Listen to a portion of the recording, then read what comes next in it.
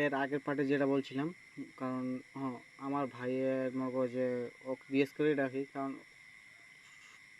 আমার বাবা রাখছিল প্রথম নাম, তো আমার বাবার নামটা এখানে রাখি। তো যখন মনে করো যে 6 মাস হয়েছিল তখন বাবা মারা গেছিলো। এখন মনে করো যে আমার 20 বছর, ওর 14, হ্যাঁ 14 হবে, 14 এরকমই হবে। তো এখন ধরতে গেলে আমি বড়। তো ছোটো থেকেই মনে করছে আমার মা, দাদা দাদি সবাই মানুষ করছে অনেক কিছু। কারণ ওদিন ধরে আমি ওদের জানাইনি, বলিনি, বা বাড়ির লোক যদি দেখেও থাকে, দেখুক, এবং কদিন যাবে জানি না আমার বাড়ির লোকের কাছে ভিডিওটা। তো যেদিনে যাক, আমার কাকার 2টা মেয়ে আছে, একটা ছেলে আছে। তো ভাবছি ওদের বিয়ে আমিই দেবো, যেহেতু ওরা ছোটো থেকে আমাকে দেখছে, এবং কি ছোটো থেকে মানুষ করছে। এখন ওই মেয়ে দুটো আমাকে বিয়ে দিতে হবে জং করে হোক। কিন্তু এখন মনে করো যে তোমার 5, 6, 7 বছর ধরে গাড়ি চালাচ্ছি, 1 টাকা জমা করতে পারিনি। এটা ওরা জানে। তো আমি যেগুলো লুকিয়ে রাখছি বা ছুপানো আছে সেটা আমি রাখছি, কারণ জানাবো না ওদের।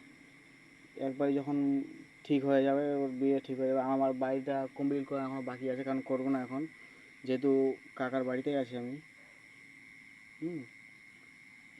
ঠিক করব 1-1.5 বছর পর, আপনারা যদি সঙ্গে থাকেন তাহলে। কারণ আগে ওই মেয়ে দুটোকে বিয়ে দিতে হবে, মানে বোন দুটাকে দিয়ে তারপর হচ্ছে বাড়ি বানাবো। এখন 20 বছর, কারণ 5 বছর ধরে 5 বছর ধরে কিছু করতে পারিনি আমি। কেন করতে পারিনি? এদিকে ওইদিকে ঘুরে বেড়াই, করে সব শেষ। কিন্তু রাখছি, কিছুটা রাখছি, লুকিয়ে রাখছি, কেউ জানে না এখন বাড়ির।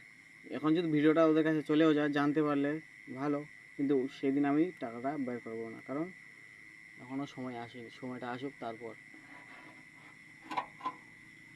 তো এখন এর থেকে আর বেশি বলবো না, বলবো সামনে ভিডিও, সাথে থাকবেন আমার সঙ্গে।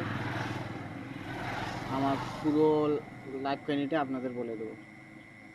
কিন্তু আমার মোবাইলটা ভালো না, সেই জন্য ভিডিও করতে পারি না, বা গাড়ি চালাচ্ছি সময় পাই না আপনাদের সঙ্গে কথা বলা বা করার, এগুলো সময় পাই না। এখান থেকে আজকে আমি শেষ করলাম।